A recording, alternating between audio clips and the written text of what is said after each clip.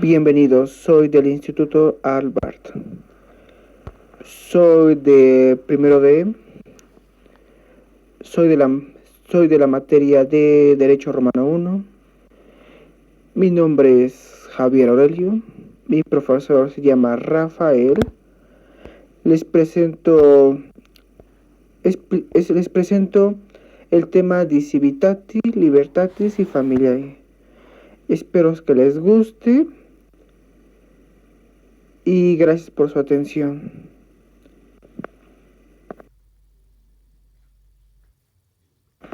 Status Libertatis. Su concepto se refiere a no ser un esclavo, que era un hombre privado de la libertad por el imperio de la ley, destinado a servir a un hombre libre. Sus generalidades: la distinción jurídica entre esclavos y hombres libres. Durante la monarquía la esclavitud era mínima. A esto se refiere que por esos tiempos, cuando apenas los inicios de Roma, la esclavitud no estaba en su auge a tope por lo mismo, porque era apenas una pequeña colonia. Durante la República, al verificarse los grandes cambios que las conquistas causaron, la esclavitud entró a un auge a fines de la República y a principios del Imperio. Y eso se refiere que por esas etapas de la expansión y competían con grandes potencias, en ese entonces los ciudadanos romanos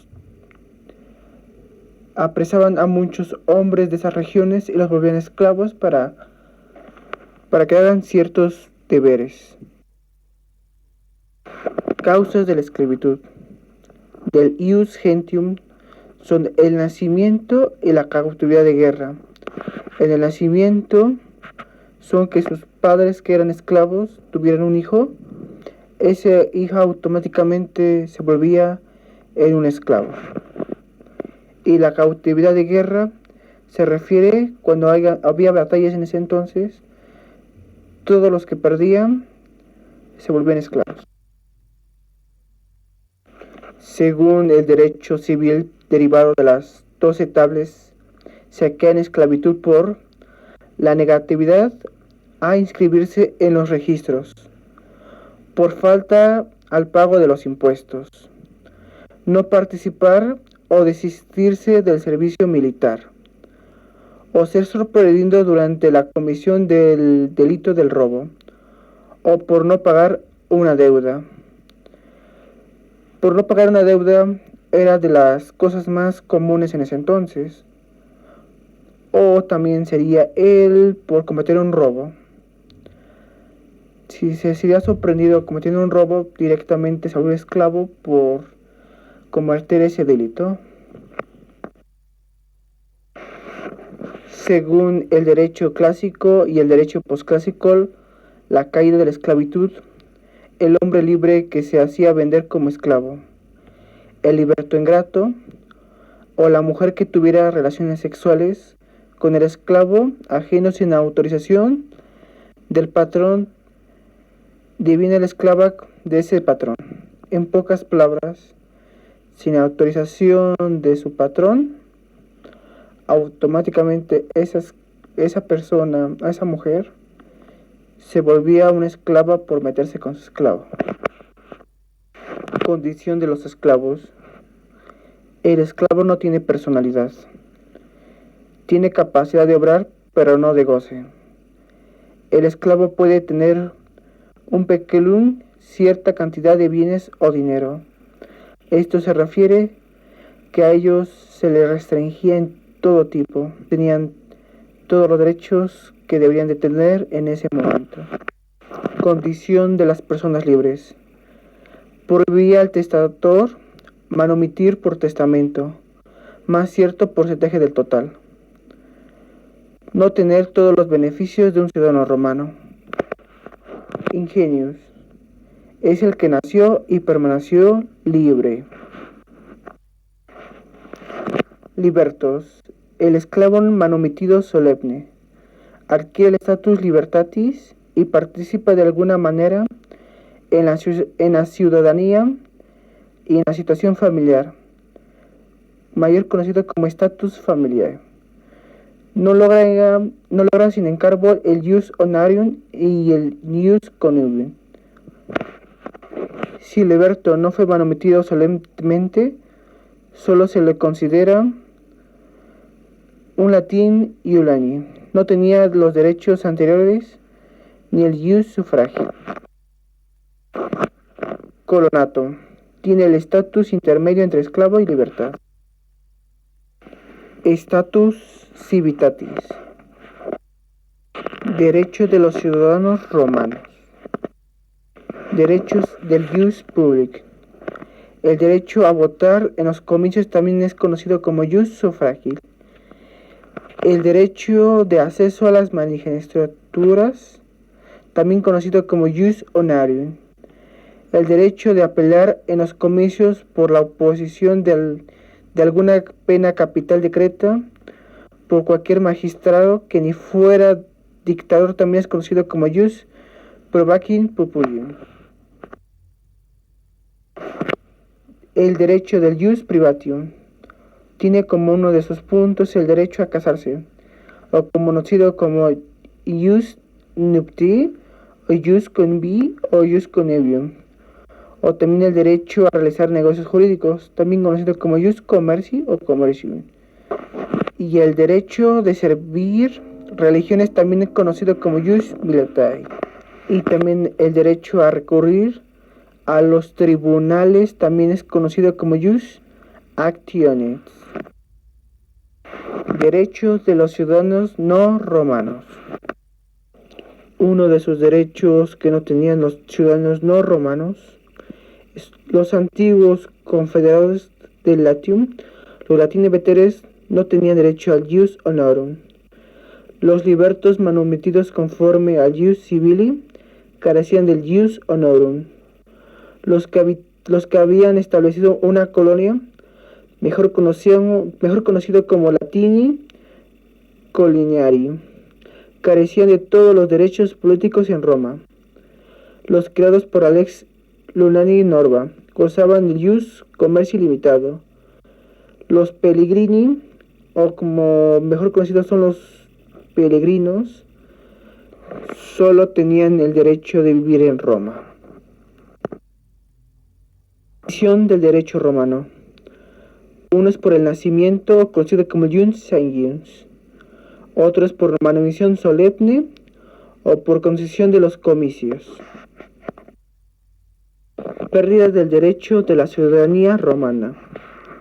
Una de ellas es por la caída en esclavitud, o conocida por capitis diminitum maxima, por emigración, por adquisición de otra ciudadanía, o por concesión de ciertas penas. Por emigraciones, porque emigraban de la ciudad de Roma a otras de las ciudades cercanas, y por adquisición de otra ciudadanía es cuando el ciudadano romano, por voluntad propia, quería ser parte de otra civilización. Concepción de la ciudadanía a todos los individuos del imperio. Uno de ellos es por el matrimonio legal de un ciudadano. Esclavos liberados, los hijos liberados de los esclavos, o por los cuerpos militares. Status familiae. Sus generalidades. La familia romana constituía de un ordenamiento asociado muy distinto al actual conocido. El vínculo fundamental no consistía en la descendencia común, unos lazos de sangre, sino en la común dependencia de las potestas del pater familias. La posición que el ciudadano romano tiene respecto a su familia conforme su estatus familiae. Consignación y asignación. Sobre el sui juris independiente de alguna patria potestad. Los demás miembros del Domus estaban sometidos a su poder y participaban en la vida jurídica romana. Solo a través del pater familias eran por tanto el alieni juris. Pater familias. El pater familia tiene diferentes poderes y recibe distintos nombres conforme a quien lo dirija. Es el amo de los esclavos sobre los que se ejerce la doctrina de las potestas. También ejerce la patria potestad sobre los filius familias. También la potestad que ejerce sobre su mujer se domina manus.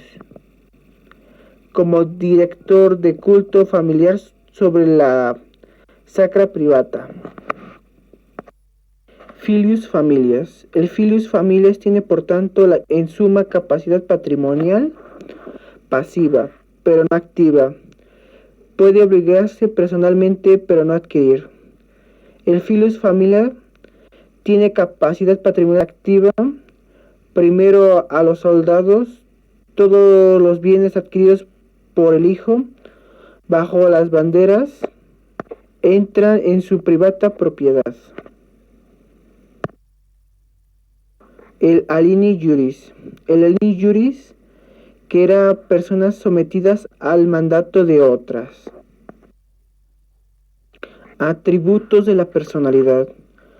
Un ser humano libre de nacionalidad romana, y sui juris, es una persona que tiene plena capacidad de tener una relación con su propio patrimonio. Y uno de los atributos de capacidad es la capacidad de goce. Quien carece de capacidad de goce no es persona. La capacidad de ejercicio no siempre coincide con la capacidad jurídica. Así, infantes, impúberes, mujeres de mentes, pródigos, etc., aun siendo sui juris, pueden tener por sí solos adquirir derechos y obligaciones. Otro atributo es el de domicilio.